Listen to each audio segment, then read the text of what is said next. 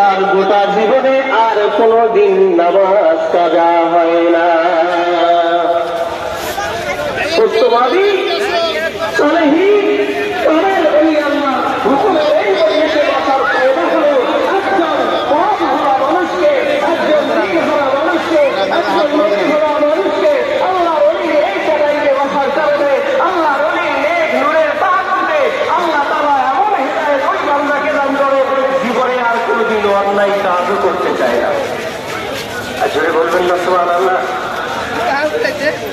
এই ভাড়া মজলিসে লক্ষ লক্ষ মাস্টার আছে, আমার জীবন চলে যাবে, আমি হারাম জিনিস গ্রহণ করব না।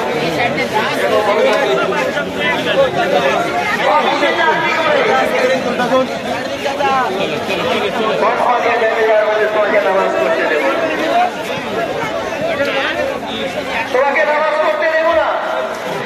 হুজুর কেবলার কাছে আসলে হুজুর আমাকে নামাজ পড়তে বারণ করে।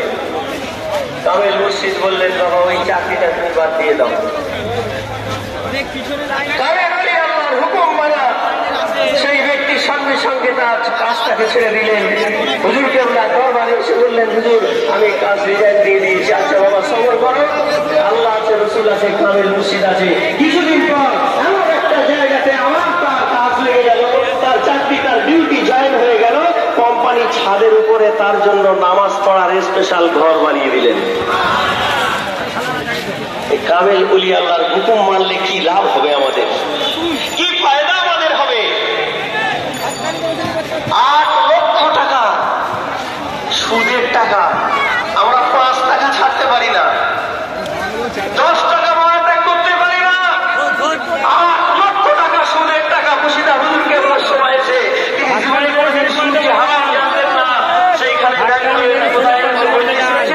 তিনি ওই সুদের বয়ান শুনে যে মায়ের সাথে জিনার করা হয়, তিনি তওবা বিল্লাহ করে 8 লাখ টাকা এনে তিনি বললেন, কি বলবো?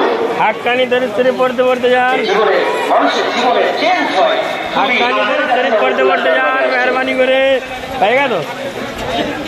আমরা বুঝি না, বোঝাতে পারি না। মুর্শিদ বলছেন, আমি বুঝি না আর বোঝাতে পারি না। হাক্কানি দরুদ শরীফ পড়তে পড়তে যান। বহুদিন ধরে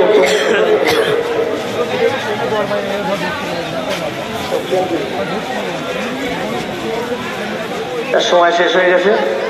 এটা আদবের জায়গা। আমাকে যেহেতু শেষ চিঠিটা দিয়েছিলেন আমি বুঝতে পারিনি, আমি বেয়াদবি করতে চাই না। এই পর্যন্ত আমার কালাম থাকবে। যদি কোনদিন আমার সুযোগ হয় জিয়ারাতে লাইন বলার চেষ্টা করব। কেন এখানে এসেছি আমরা আজিজি ইনকেসারি শিখতে, বেয়াদবি করতে আছি। 5 মিনিট বলাটা বড় বিষয় নয়, 5 মিনিট আগে যদি ছেড়ে দেওয়া যায় ওটাই আমার জন্য বলার সিজা চলো সিজা।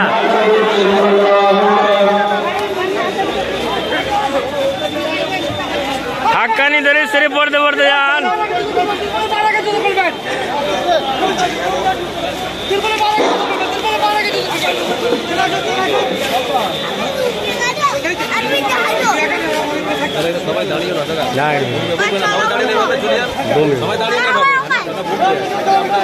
বাগমারি কবরস্থানের কাছে একটি মহাজিক গাড়ি আছে, WB 24।